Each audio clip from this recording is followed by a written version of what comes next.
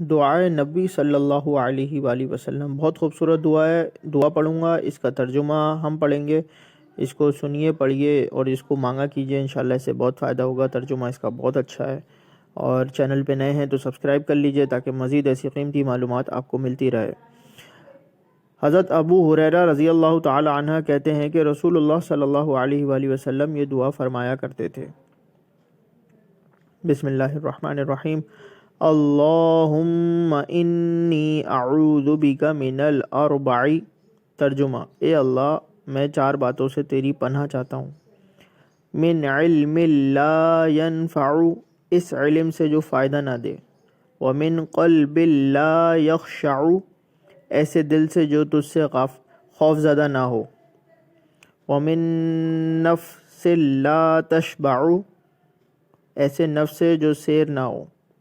ومن دعاء لا يسمع، ایسی دعا سے جو قبول نہ ہو۔